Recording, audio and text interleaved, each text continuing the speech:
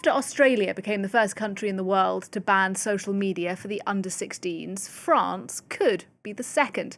Today, MPs are voting on draft legislation to put in place a similar ban. It's designed to come into force for the start of the school year in September. Well, with me now to talk about this is France 24's Angela Diffley. Hi, Angela. So why is the government then keen to impose this ban?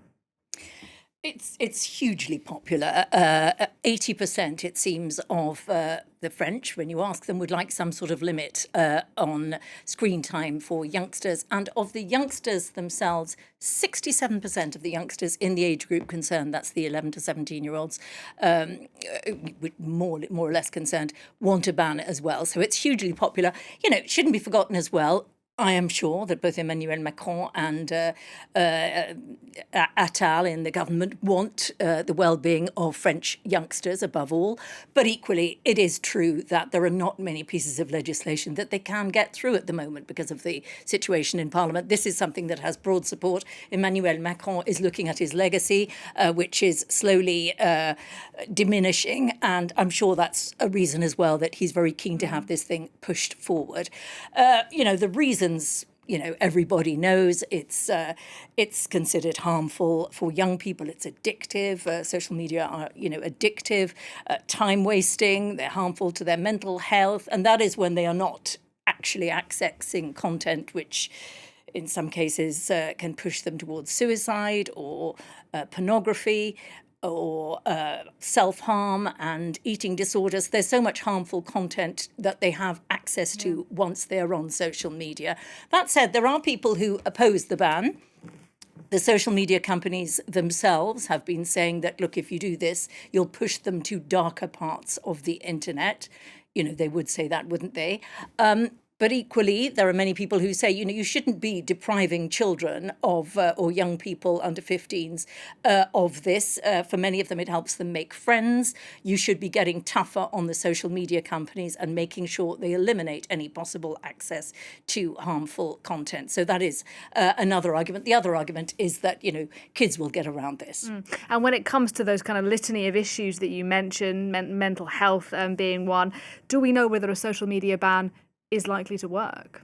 Well, everybody is looking at Australia, but, it hasn't really been in force long enough in Australia. They imposed a social media ban, in their case, for under 16s in December. It's a bit too early to assess the impact of their social media ban. And, of course, everything depends on, will the kids circumnavigate it. And a lot of Australian children, if we have a look at, I think we have a graphic there are ways of verifying the age of under 15s, under 16s in the case of Australia, getting them to use identity cards before they sign up. A lot of youngsters say, I do not want my personal information being in the possession of social media companies. It completely removes the anonymity, which I cherish. So that is very complicated. The other way it can be done, and youngsters will have a choice, is with facial recognition. Evidence from Australia says, a lot of them put a bit of makeup on and said, I got away with it. It was easy.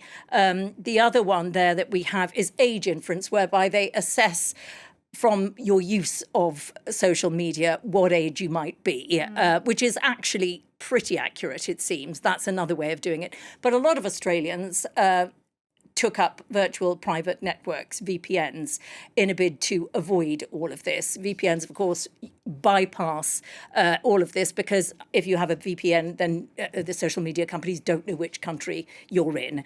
There was a surge. The surge has abated. So whether that means everyone who intended to bypass it has done so, or whether because the idea of a social media ban has taken hold, people feel less need to avoid it. We don't know yet, but there's some of the ways that it could be enforced.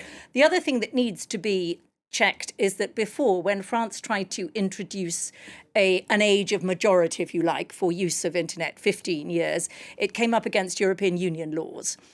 The Digital Service Act in the European Union. Now, recently, the Digital Service Act, all of that's being looked at. And what is likely to happen now is that individual countries can make their own rules on this sort of thing. So that should be okay. It should go through Parliament fairly quickly.